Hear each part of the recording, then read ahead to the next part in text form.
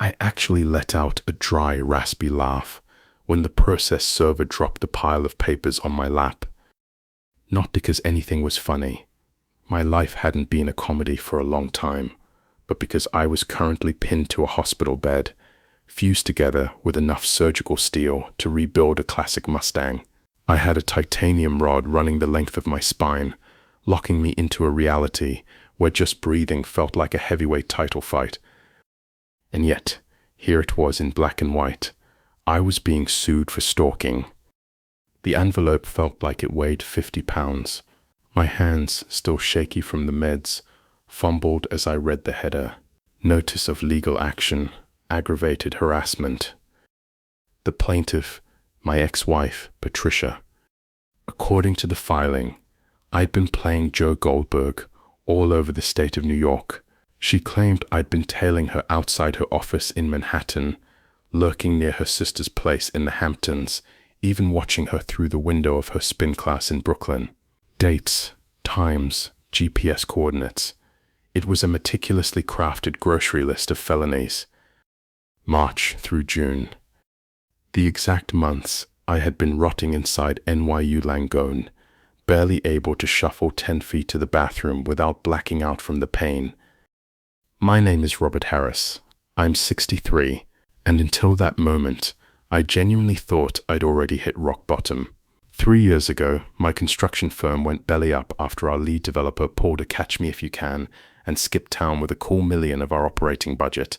The stress didn't just break my bank account, it crushed my spine.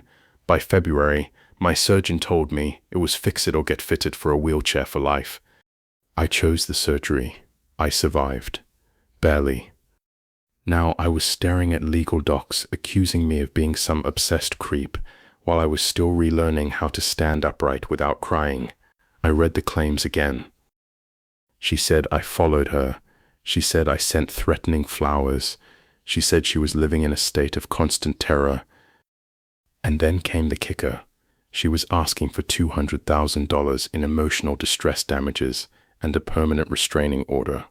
I couldn't even drive a car, let alone stalk someone across 3 boroughs. I called my lawyer Graham immediately. Graham had seen me through the bankruptcy and the messy divorce. He knew the wreckage of my life better than anyone. When I read him the accusations, the line went dead quiet. "Robert," he finally said, his voice dropping an octave, "this might actually be the best thing that's happened to us." I almost choked on my ginger ale. Good news? I was being branded a predator. "Think about it," Graham said. "Hospital logs, nurse charts, 24/7 security cam footage. You have the ultimate get-out-of-jail-free card. You were literally physically incapable of being in 2 places at once. We'll walk into court, show the judge your surgical scars, and this thing gets tossed in 5 minutes. I wanted to believe him. I really did. I wanted to think Patricia was just being her usual dramatic self. But then I reached into the second, smaller envelope Graham hadn't seen yet. Inside were 12 high-res, glossy color photos. And my heart didn't just skip a beat, it flatlined. Every single photo showed a man who looked exactly like me. My height, my build, my thinning salt and pepper hair. In one shot, taken outside a coffee shop, the guy was even wearing the same beat-up navy Columbia jacket that was currently sitting in my hospital closet. I wasn't just being accused, I was being replaced. I thought it was a clerical error until I saw the photos. Someone hadn't just stolen my name, they had stolen my face, and they were using it to destroy what little I had left. He has my face, my clothes, and my life, and I'm trapped in a hospital. I stared at those photos until the edges started to blur.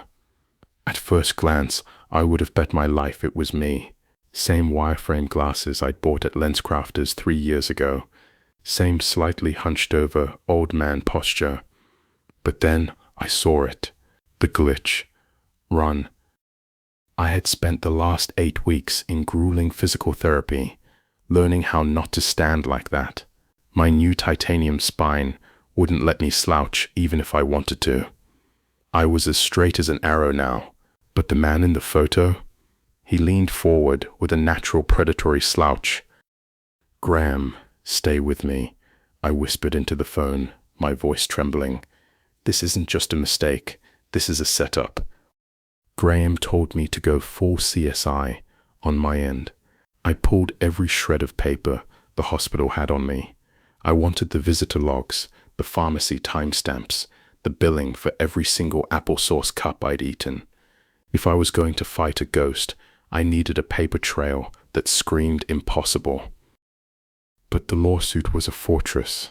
Patricia hadn't just brought photos, she'd brought witnesses. 6 of them, 6 upstanding citizens who swore under oath they'd seen Robert Harris, me, following her. They didn't say it was a guy who looked like me.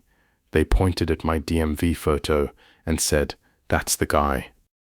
That night, the hospital walls started closing in. I felt like I was losing my mind. Patricia and I didn't end on good terms. The business failure had poisoned the well, but this felt like a different level of evil. This was psychological warfare. I pulled up the photos on my tablet and zoomed in 400%. In one shot, taken near a park bench in Queens, you could see the man's profile. Same nose, same jawline, but there was a tiny scar, or maybe a shadow near his ear, that I didn't have. It was a needle in a haystack, but it was enough to keep me from spiraling. Then Graham called back, and this time he sounded spooked. "Robert, I just talked to Patricia's counsel. They're playing hardball. They claim they have digital fingerprints too." "What does that even mean?" I snapped. "Phone records, Robert. 17 calls made to Patricia's private cell over the last month, all of them coming from your personal iPhone number." My stomach did a somersault. I looked at my phone sitting on the rolling tray. I'd called Patricia exactly twice since the surgery, once to ask where my tax documents were, and once to tell her to stop calling my sister. Both calls lasted less than 60 seconds. "They're spoofing me, Graham. They're ghosting my number." "Maybe," Graham said, his voice trailing off. "But to a judge, 17 calls from a stalker, ex-husband looks like a slam dunk for the prosecution. Someone isn't just trying to win a lawsuit, Robert. They're trying to put you in a cage." That's when I realized this wasn't about the $200,000. This was about making sure I never walked free again. I needed to know who was behind that navy jacket. Then I remembered a stray comment my daughter made during her last visit. She'd mentioned Patricia was seeing someone new, a rebound guy she'd met right around the time I went under the knife. I opened Facebook. I searched her friends list. I found him. His name was Dennis, and when his profile picture loaded, the air left my lungs. Dennis didn't just look like me. He looked more like me than I did. But when I looked closer at his life events, I realized he didn't exist until the day I entered surgery. I found the man who stole my identity, and he's dating my ex-wife. His name was Dennis Maxwell. At least that's what the profile said. Thin frame, graying hair, wire-rimmed glasses. He was wearing a flannel shirt in his profile pic that looked exactly like one I'd lost in the divorce. It was uncanny. It was like looking into a funhouse mirror that only showed the worst version of yourself. I sent the link to Graham and Marcus, a private investigator Graham used for messy cases. Marcus was a former NYPD detective, a no-nonsense guy who spoke in short, jagged sentences. "Check the metadata on his photos," I told Marcus over the phone. "Check his digital footprint. This guy is a phantom." The next morning, my actual phone records arrived from Verizon. 68 pages of data. I went through every single line with a highlighter. Total 2 calls to Patricia, and no text to Patricia. There were no 17 calls. There were no late-night harassing voicemails. My phone was clean.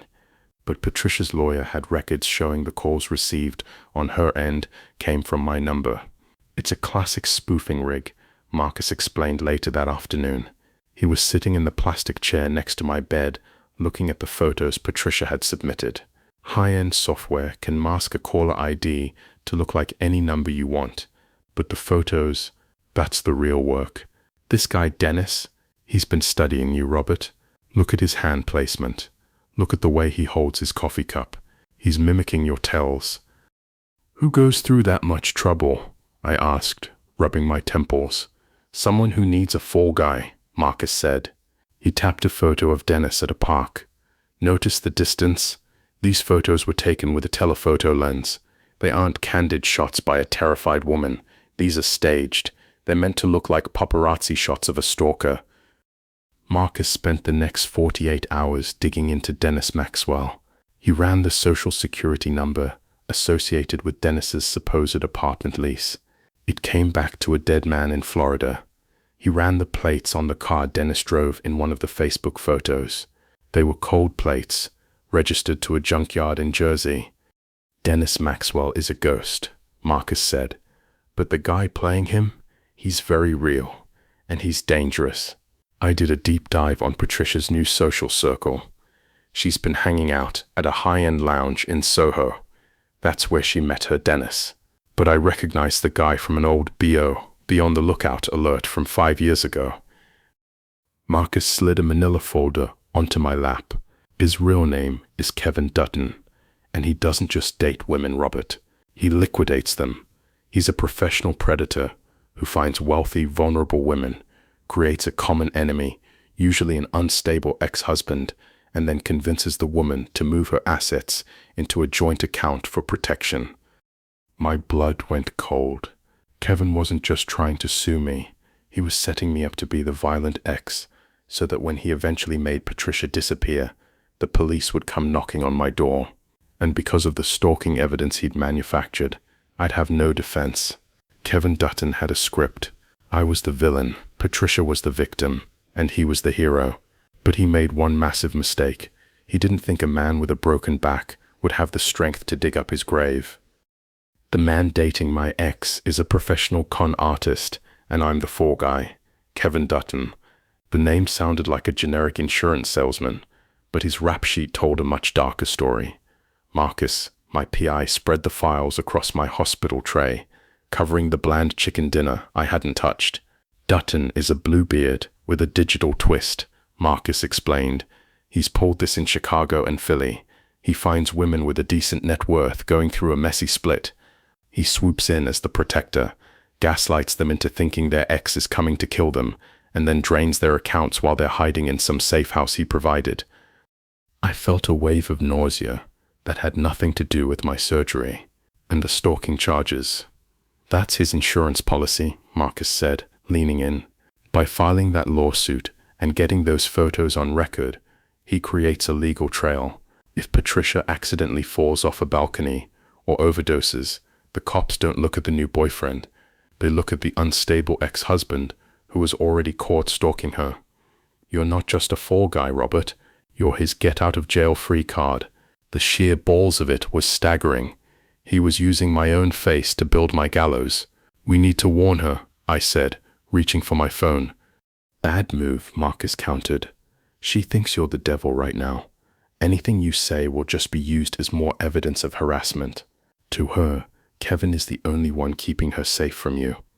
I looked at my legs. I could wiggle my toes, but standing up still felt like my spine was being put through a paper shredder.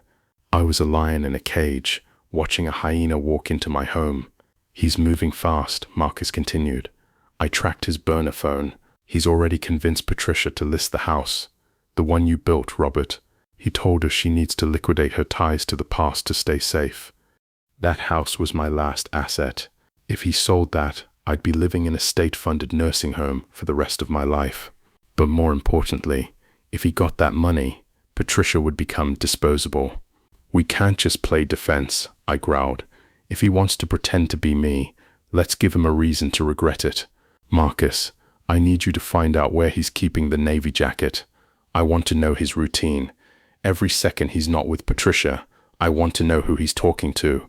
"Already on it," Marcus said with a grim smile. "But there's one problem. Kevin isn't just a con man. He's a tech whiz. He's been using a Stingray device. It's a fake cell tower to intercept your actual location data.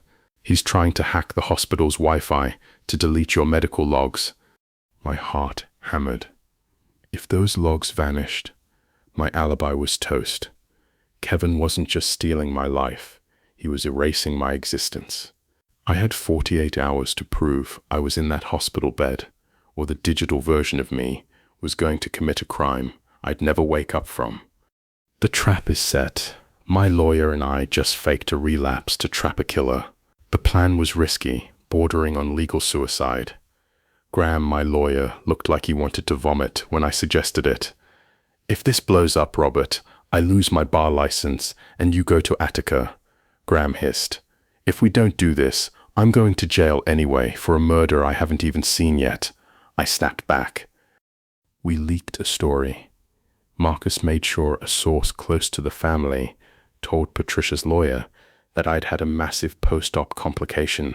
The leak said I was in a medically induced coma, totally unresponsive, and expected to pass within the week. We wanted to see what Kevin would do if the villain of his story was suddenly off the board. If I was dead, he couldn't blame me for any more stalking. He'd have to move his timeline up. He'd have to go for the kill, the financial one, immediately. He's biting. Marcus messaged me 2 hours later. Kevin had called an emergency meeting with Patricia and her real estate agent. He was pushing for an all-cash, fast-close sale on the house. He told her they needed to flee to Europe before my associates came after her. But Kevin made a classic rookie mistake. He got arrogant. Thinking I was out of the picture, he stopped wearing the Robert disguise. Marcus caught him at a bar in Hoboken, downing shots of expensive bourbon and laughing with a woman who definitely wasn't Patricia. He was wearing a leather jacket and a $10,000 watch, the kind of flash I never would have owned. "I got the shots," Marcus said, sending over clear high-res photos of Kevin's actual face. No glasses, no slouch, just a cold-eyed shark celebrating a win. But then the situation turned sideways. Patricia called my phone. I wasn't supposed to answer, but I saw the ID. She was crying. "Robert," she whispered, they told me you're sick. But I saw you 10 minutes ago in the driveway. If you're dying, why are you still following me?" I froze. I was staring at the IV drip in my arm. I hadn't left this room in weeks. "Patricia, listen to me very carefully," I said, my voice like gravel. "I am in the hospital. I have 3 nurses looking at me right now. If you see me in your driveway, that is the man who is going to kill you." The line went silent.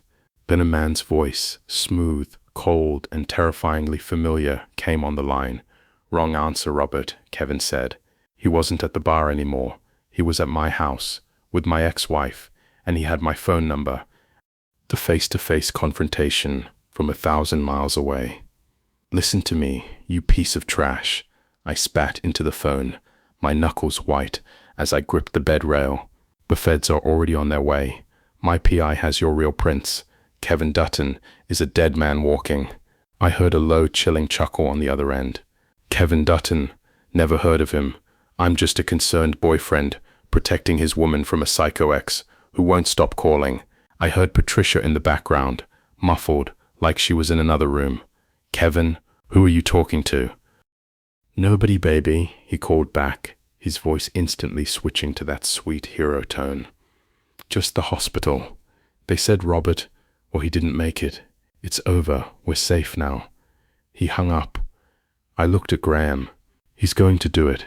He's going to kill her tonight and blame it on my final act of vengeance. "Not on my watch," Marcus said, already heading for the door. "I'm 10 minutes out from your property. Graham, call the local precinct. Tell them there's an active home invasion. Don't mention the stalking. Tell them there's a man with a gun." The next hour was a blur of adrenaline and agony. I forced myself out of the bed. The pain in my spine felt like a lightning strike, but I didn't care. I dragged my IV pole to the window, looking out at the NYC skyline, feeling completely helpless. I was a construction foreman. I built things, I fixed things, and right now the most important thing I'd ever built, my family's safety, was being demolished. Marcus arrived at the house first. He didn't go in through the front. He knew Kevin would be watching the driveway. He went through the woods, through the mud, toward the back deck I'd finished just last summer. He patched me into his body cam. I watched the grainy footage on my tablet. Marcus crept up to the sliding glass door. Inside, the house was dark, except for a few candles on the dining table. It looked like a romantic celebration dinner. Then I saw him. Kevin, still dressed as me. He was pouring 2 glasses of wine, but I saw his hand move. He pulled a small vial from his pocket and emptied a white powder into one of the glasses. Patricia's glass. "He's drugging her," I whispered, my heart hammering against my ribs. "Marcus, move. Now." Marcus didn't wait for the police. He kicked the glass door in. The sound of shattering safety glass exploded through my tablet speakers. Kevin spun around, his face contorting from kindly old Robert to a snarling animal. He didn't reach for a lawyer. He reached for a steak knife. The mask didn't just slip, it shattered. But as Marcus tackled him, I saw something in the background of the video that made my blood run cold. Patricia wasn't on the couch. The chair was empty. The cops arrived, but the killer had one final card to play. "Where is she?" Marcus shouted, pinning Kevin to the hardwood floor. Kevin was laughing, a jagged, manic sound. "You're too late, hero. She already took the medicine I gave her for her nerves. She's upstairs, drifting off to sleep, and when the cops get here, they'll find your prints all over the broken glass and his face on the security cameras." I watched the screen, screaming at Marcus to get upstairs.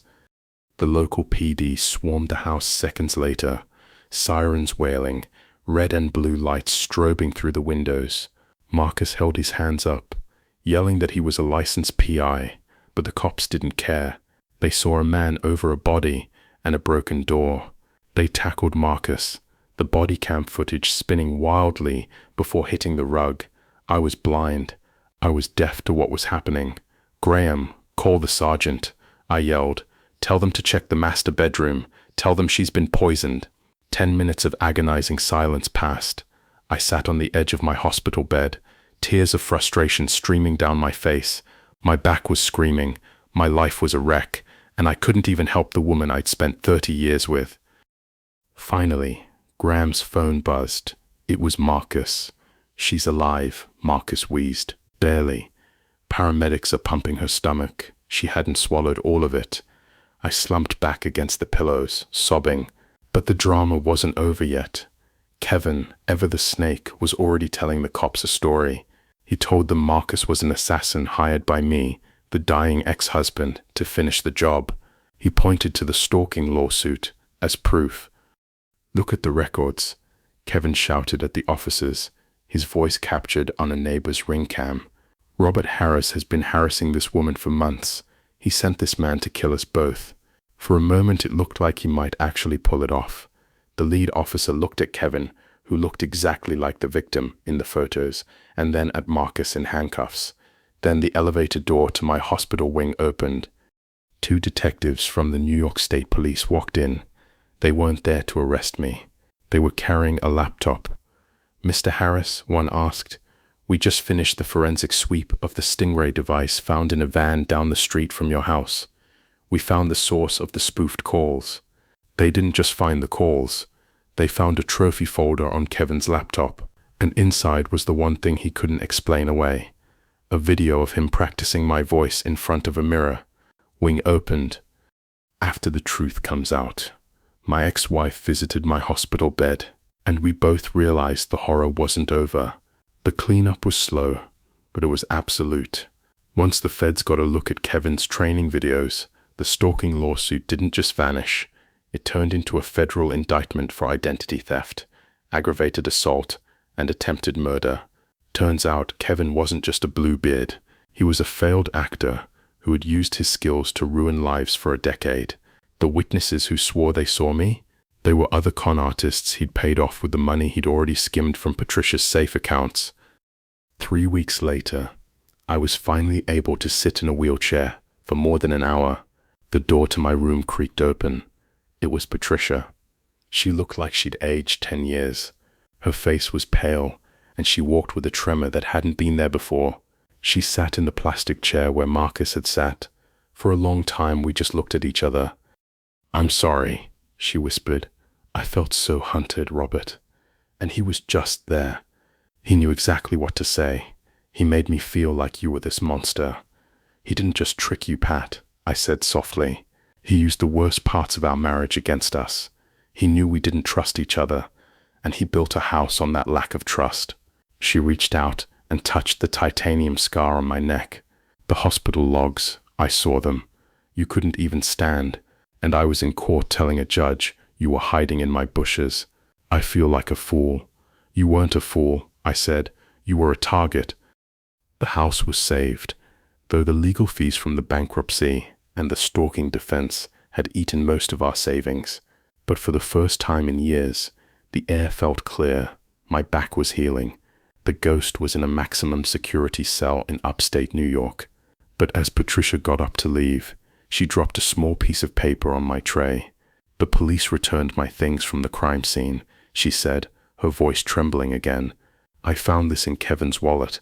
It wasn't part of the evidence they showed in court. I picked up the paper. It was a Polaroid. It wasn't a photo of me. It wasn't a photo of Kevin. It was a photo of me and Patricia at our wedding 30 years ago, but my face had been cut out, and in its place a different face had been taped in, not Kevin's face. A face I didn't recognize, a younger man. "Who is this?" I asked. "I don't know," Patricia said, her eyes filling with tears. But Kevin told the transport guard that he was just the middleman. He said the client is still waiting for us to finish the divorce. My heart, which had finally found a steady rhythm, skipped again. The lawsuit was a distraction. The stalking was a setup. Kevin was just a hired hand, and the man who really wanted my life was someone I hadn't even met yet.